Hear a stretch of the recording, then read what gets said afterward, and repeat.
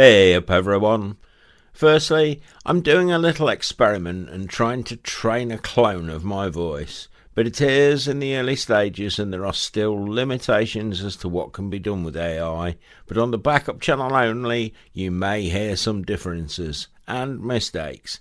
It won't be used on the main channel, but I have to try and learn to adapt, and it may help me keep up with the output YouTube wants in time, so it's worth a shot.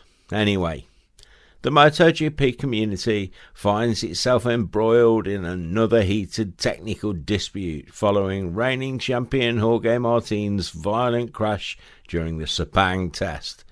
The incident, which resulted in multiple fractures, has ignited a controversial debate between Aprilia Racing and tyre supplier Michelin over the cause of the accident.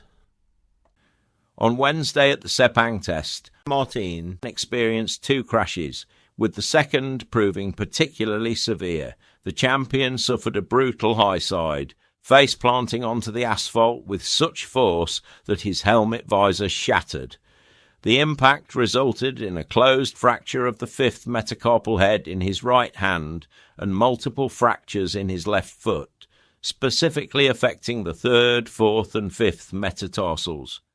The circumstances surrounding the crash immediately raised eyebrows within the paddock, with Marc Marquez describing it as very strange, given the amount of rubber already laid down on the track during the shakedown test, which should have provided adequate grip. Before I go on, if you enjoy the video, try and remember to like it and subscribe to the channel. Go and check out the main channel too. We are in the YouTube sin bin again at the minute, so the videos aren't easy to find, but type in Barebones MC and you should find us. Anyway, following the incident, Martin spent one night in a Malaysian hospital before being transferred to Barcelona, where he underwent successful surgery performed by Dr. Xavier Mir. The procedure focused on the right-hand injury involving reduction and percutaneous fixation using an intramedullary screw. Notably, the foot injuries did not require surgical intervention. Dr. Mir provided a positive post-surgery update stating, "The rider Jorge Martin has undergone surgery for a displaced fracture of the head of the right fifth metacarpal. The functional recovery will start in a short time period according to the clinical status."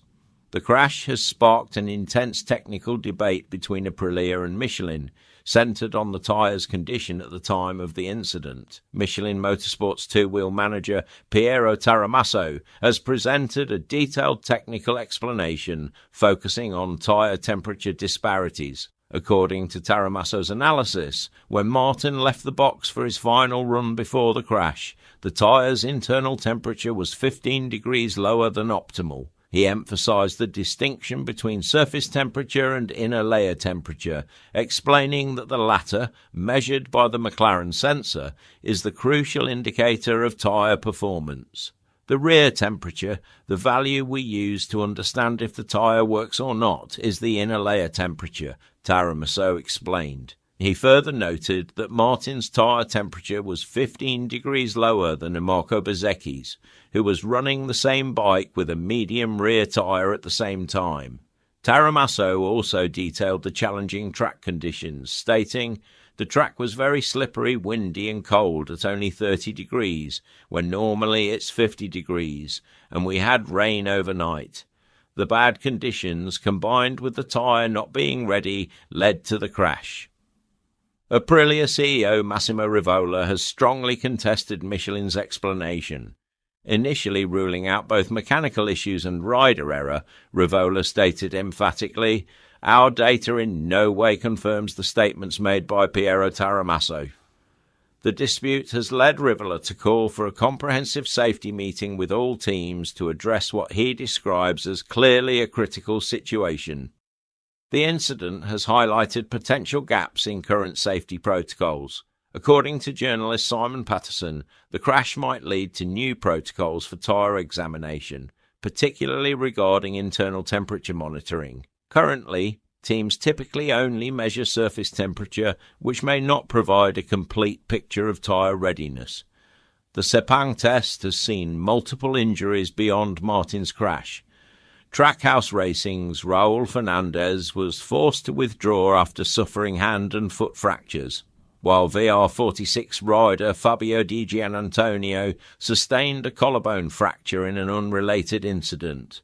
Martin will miss the upcoming Buriram test, though he maintains hope of being fit for the season opener at Thailand's Chang International Circuit. This setback significantly impacts his preparation for his first season with Aprilia, and even if he makes it to the season opener, questions remain about whether he'll be at full fitness. The incident has created ripples throughout the MotoGP paddock, with various interpretations of the situation emerging. Dorna's Jack Appleyard has suggested that a definitive answer regarding the cause might never be reached, while some paddock insiders view Rivola's strong stance as a protective measure for his team. As the MotoGP community heads to Bangkok for the season launch, this incident has sparked crucial discussions about safety protocols, particularly regarding tyre management and temperature monitoring. The ongoing dispute between Aprilia and Michelin underscores the complex technical challenges in modern MotoGP racing, while also highlighting the critical importance of rider safety in the sport's highest level of competition. The resolution of this controversy could potentially lead to significant changes in how teams and manufacturers approach tyre management and safety protocols in MotoGP, making this incident a potential turning point in the sport's technical regulations and safety measures. Let me know your thoughts in the comments. Thanks as always to everyone, but especially the Barebones MC family who support me with donations. Without them, none of this would be possible. Try and remember to like the video and subscribe if you haven't already. Sharing the video anywhere you think people will be interested helps us too. Now the YT algorithm has thrown us in the bin again. And if you would like to help us stay truly independent, you can make a one-off donation or join our group of monthly subscribers, but I can't include links here, so you will have to go to the main Barebones MC YouTube channel to find the link. Monthly subscribers get access to a private group where I share videos that YouTube sees as unfit in some way or another, and people who make a one-off donation will get exactly the same access as the monthly subscribers, but it resets after 30 days.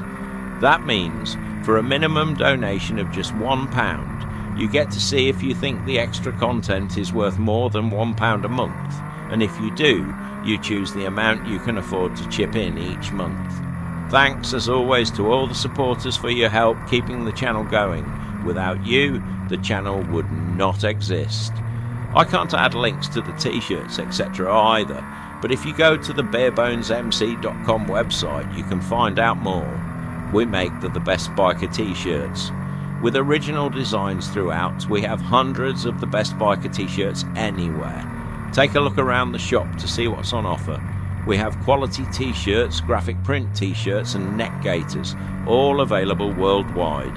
Whether you ride a Ducati, MV Agusta, Moto Guzzi, BMW, Lavadar, Cagiva, Kawasaki, Honda, MZ, or any other bike, you will find the best biker t-shirts and other merchandise available anywhere.